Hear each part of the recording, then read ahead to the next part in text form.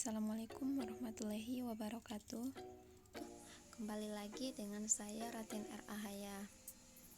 Nah, sebelum menonton video kali ini jangan lupa like, comment, and subscribe ya. Nah, pada video kali ini pokok pembahasan yang akan saya jelaskan yaitu yang pertama persamaan dasar akuntansi, yang kedua siklus akuntansi, yang ketiga 5 jenis akun seperti aset, liabilitas, ekuitas, pendapatan, dan beban, yang keempat laporan keuangan, yang kelima perhitungan mengenai pendapatan. Yang pertama persamaan dasar akuntansi. Nah, seperti apa sih pengertian dari persamaan dasar akuntansi ini? Nah, persamaan dasar akuntansi adalah perhitungan yang nantinya bisa memproyeksi kekayaan, hutang, serta modal yang dimiliki perusahaan tersebut. Seperti yang kita ketahui, prinsip umum akuntansi yang kita ketahui adalah adanya keseimbangan atau balance antara sisi pemasukan dengan pengeluaran keuangan perusahaan. Selanjutnya, prinsip persamaan dasar akuntansi. Prinsip persamaan dasar akuntansi secara matematis menghubungkan antara harta perusahaan dengan hutang serta modal. Bagian harta atau aset perusahaan termasuk ke dalam bagian aktiva, sedangkan hutang dan modal masuk ke dalam bagian pasiva. Nah, selanjutnya rumus persamaan dasar akuntansi. Rumusnya harta atau aktiva sama dengan hutang ditambah modal atau pasiva. Selanjutnya manfaat persamaan dasar akuntansi ini. Yang pertama, jadi sumber catatan yang nantinya bisa mempermudah proses pencatatan transaksi keuangan. Persamaan dasar akuntansi memuat informasi mendasar terkait transaksi keuangan yang masuk maupun keluar dari rekening perusahaan, sehingga nantinya mempermudah proses pembuatan laporan keuangan. Yang kedua, sebagai sarana untuk memeriksa besarnya saldo yang masuk maupun yang keluar dari rekening perusahaan, berbeda dengan laporan keuangan yang menyediakan laporan terperinci. Persamaan dasar akuntansi menyediakan transaksi keuangan secara garis besar. Yang ketiga, sebagai sarana koreksi ketepatan antara saldo pada sisi aktiva maupun sisi pasiva. Perhitungan saldo pada kedua belah pihak. Tabel persamaan dasar akuntansinya nanti menyisakan angka yang seimbang jika semua transaksi telah dilaporkan dengan sebaik mungkin. Nah, selanjutnya siklus akuntansi. Siklus akuntansi ini terdiri dari yang pertama identifikasi transaksi. Maksudnya, tahapan pertama yang perlu dilakukan dalam siklus akuntansi adalah mengidentifikasi transaksi. Biasanya hal yang banyak dilakukan pada tahapan ini adalah mencatat seluruh transaksi yang terjadi pada bisnis, baik pembelian maupun penjualan. Yang kedua, analisis transaksi. Dalam proses akuntansi double entry system, tahapan analisa adalah tahapan penting untuk memastikan kebenaran tentang suatu transaksi dan tentang pengaruhnya terhadap kondisi keuangan perusahaan. Yang ketiga, pencatatan transaksi dalam jurnal. Tahap ini biasa disebut dengan penjurnalan dan setiap transaksi dibagi ke dalam dua bagian, yaitu debit dan kredit. Penjurnalan harus dilakukan dengan berurutan dan teliti tanpa ada transaksi yang terlewatkan, sehingga pada masa akhir akan dapatkan jumlah debit dan kredit yang sama besarnya. Yang keempat, posting ke dalam buku besar. Setelah penjurnalan, lalu data transaksi kemudian dipindahkan ke dalam buku besar. Buku besar dapat diartikan sebagai kumpulan rekening pembukuan yang berisikan informasi aktiva tertentu yang dicatat dalam satu periode. Tujuan tahapan ini adalah untuk memudahkan akuntan jika melakukan pencocokan ulang atau melihat referensi terkait dengan histori kategori transaksi yang terjadi jika sudah tercatat dalam buku besar. Nah, selanjutnya yang kelima, laporan kinerja keuangan. Neraca saldo berisikan daftar saldo dan masing-masing rekening pada buku besar pada periode tertentu. Bila dalam satu kondisi ternyata terdapat transaksi yang belum tercatat atau ditemukan ada kesalahan dalam neraca saldo, maka akuntan wajib untuk melakukan pencatatan dalam jurnal penyesuaian.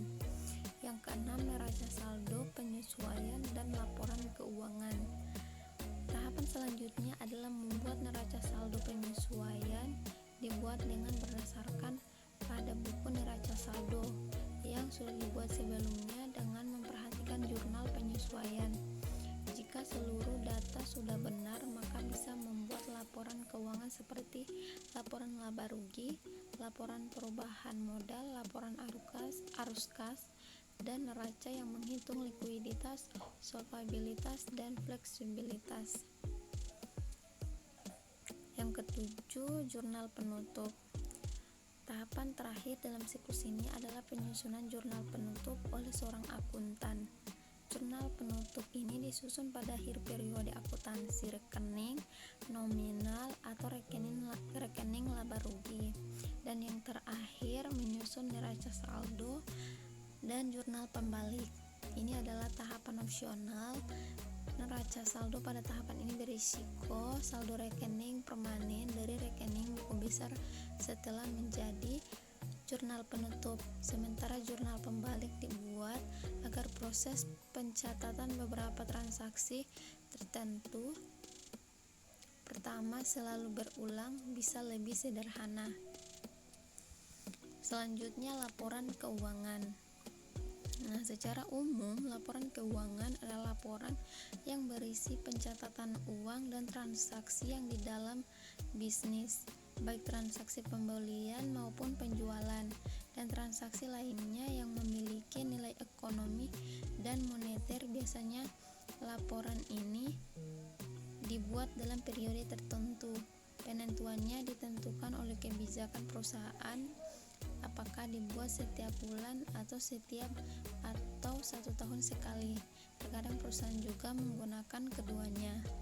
Laporan keuangan disebut untuk mengetahui kondisi finansial perusahaan secara keseluruhan, sehingga para stakeholder dan pengguna informasi akuntansi bisa melakukan evaluasi dan cara pencegahan dengan cepat dan tepat jika kondisi keuangan usaha mengalami masalah atau memerlukan perubahan. Selanjutnya ada 5 jenis laporan keuangan. Yang pertama, laporan laba rugi. Laporan laba rugi adalah laporan yang di dalamnya berisi data-data pemasok dan pengeluaran perusahaan dalam kurun waktu tertentu. Yang kedua, laporan arus kas. Laporan arus kas biasanya berisi data terkait arus keluar masuknya uang perusahaan dalam periode tertentu. Tujuan pelaporan ini untuk mengetahui perputaran keuangan selama periode akuntansi tertentu. Yang ketiga, laporan perubahan modal. Laporan perubahan modal atau ekuitas merupakan laporan keuangan yang secara sistematis menyajikan informasi tentang perubahan ekuitas perusahaan yang diakibatkan operasi perusahaan dan transaksi dengan pemilik pada suatu periode akuntansi tertentu. Yang keempat, laporan neraca. Laporan neraca adalah suatu laporan keuangan yang di dalamnya terdapat beberapa informasi mengenai akun-akun aktiva serta hal-hal yang menjadi kewajiban perusahaan dalam satu periode. Dalam penerapannya, laporan keuangan neraca terdapat 2 macam, yaitu bentuk stafet dan kontrol. Yang kelima, catatan atas laporan keuangan. Catatan atas laporan keuangan mengacu pada informasi tambahan yang membantu menjelaskan bagaimana perusahaan sampai pada angka laporan keuangannya. Selanjutnya, 5 jenis akun. Yang pertama itu akun harta atau aset. Harta atau proaktiva adalah sumber ekonomis yang juga meliputi biaya-biaya yang terjadi akibat transaksi sebelumnya dan mempunyai manfaat pada masa yang akan datang. Harta merupakan jumlah kekayaan yang dimiliki perusahaan untuk menjalankan usahanya. Harta dapat dikelompokkan atas kelancaran likuiditas, yaitu harta lancar, investasi jangka panjang, harta tetap, harta tidak berwujud, dan harta-harta lainnya. Yang pertama itu harta lancar, adalah harta yang berupa uang kas, bank, dan harta yang sangat mudah dijadikan uang atau umur pemakannya kurang dari 1 tahun. Yang termasuk harta adalah yang pertama kas, yang kedua surat-surat berharga atau efek, yang ketiga wesel tagih, yang keempat piutang, kelima persediaan barang dagang, yang keenam perlengkapan, dan yang terakhir beban dibayar di muka. Nah, yang kedua penyertaan atau investasi adalah investasi jangka panjang dalam bentuk saham, obligasi, atau surat berharga lainnya. Investasi bertujuan memperoleh keuntungan pada masa yang akan datang atau dengan tujuan untuk menguasai perusahaan lainnya. Investasi umumnya dalam bentuk saham dan obligasi. Selanjutnya harta tetap adalah harta berwujud yang digunakan untuk operasi perusahaan dan mempunyai masa manfaat lebih dari 1 tahun seperti tanah, bangunan, mesin-mesin, dan peralatan. Selanjutnya harta tak berwujud adalah harta yang tidak mempunyai wujud fisik tetapi merupakan hak-hak istimewa yang menguntungkan perusahaan dalam menghasilkan pendapatan. Contohnya, harta tak terwujud adalah yang pertama hak paten, yaitu hak istimewa atau suatu barang yang diberikan oleh pemerintah kepada perusahaan. Yang kedua, hak cipta, yaitu hak karena menciptakan sesuatu yang diberikan oleh pemerintah kepada perusahaan. Misalnya hak cipta lagu goodwill, yaitu nama baik perusahaan yang melekat pada perusahaan itu sendiri. Dengan adanya goodwill, barang yang diproduksi mendapat kepercayaan dan dibeli oleh masyarakat. Yang akun kedua yaitu akun kewajiban atau liabilitas. Kewajiban adalah pengorbanan ekonomis yang dilakukan oleh perusahaan dan pada masa yang akan datang sebagai akibat kegiatan usaha. Kewajiban ini dibedakan atas utang lancar dan utang jangka panjang. Utang lancar adalah kewajiban yang harus dilunasi dalam jangka waktu kurang dari 1 tahun. Utang lancar meliputi wesel bayar, utang usaha atau utang dagang, biaya yang masih harus dibayar, pendapatan diterima di muka. Utang jangka panjang adalah kewajiban jangka waktu pelunasannya lebih dari 1 tahun. Yang pertama utang bank, utang hipotek, utang obligasi, dan utang lain-lain. Nah, selanjutnya akun ketiga yaitu akun modal. Modal adalah selisih antara harta dan kewajiban dan merupakan hak pemilik perusahaan atas sebagian harta perusahaan. Akuntansi modal pada perusahaan perseorangan disertai nama pemilik, sedangkan akuntansi modal pada persekutuan disertai dengan nama sekutu. Pada perusahaan perseroan terbatas, akuntansi modal disebut dengan modal saham. Akun keempat, akun pendapatan. Pendapatan adalah hasil atau penghasilan yang diperoleh perusahaan. Pendapatan dibedakan atas pendapatan usaha dan pendapatan di luar usaha. Pendapatan usaha yaitu pendapatan berhubungan dengan kegiatan usaha, sedangkan pendapatan di luar usaha yaitu pendapatan yang tidak berhubungan langsung dengan kegiatan usaha. Misalnya sebuah perusahaan dengan menyewakan sebagian ruangan yang tidak dipakai untuk kegiatan usaha pihak lain. Yang kelima, akun beban. Beban adalah pengorbanan yang terjadi selama melaksanakan kegiatan usaha untuk memperoleh pendapatan. Beban dapat dibedakan beban usaha, dan beban lain-lain. Beban usaha yaitu pengorbanan yang langsung berhubungan dengan kegiatan usaha. Sedangkan beban lain-lain yaitu pengorbanan yang tidak langsung berhubungan dengan kegiatan pokok usaha, misalnya beban bunga yang dibayar oleh perusahaan pada saat tertentu atas pinjaman yang diperoleh dari bank. Nah, selanjutnya perhitungan pendapatan. Ada 3 metode perhitungan yang bisa digunakan untuk mengetahui jumlah atau nilai dari pendapatan nasional, yaitu yang pertama dengan menggunakan pendekatan produksi. Pendekatan ini menekankan pada kegiatan yang menciptakan nilai tambah atau value added. Maka dari itu perhitungan hanya mencakup perhitungan nilai tambah pada sektor produksi. Perhitungan pendapatan nasional dengan pendekatan produksi dapat dihitung dengan menggunakan rumus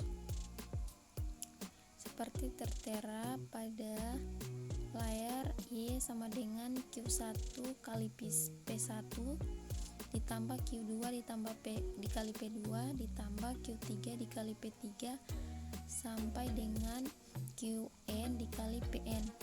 Keterangannya yaitu Y sama dengan pendapatan nasional, P1 harga barang K1, Pn harga barang Kn, Q1 jenis barang K1, dan Qn jenis barang Kn. Nah, selanjutnya pendekatan pendapatan. Pendekatan kedua yang digunakan untuk menghitung pendapatan nasional adalah pendekatan pendapatan.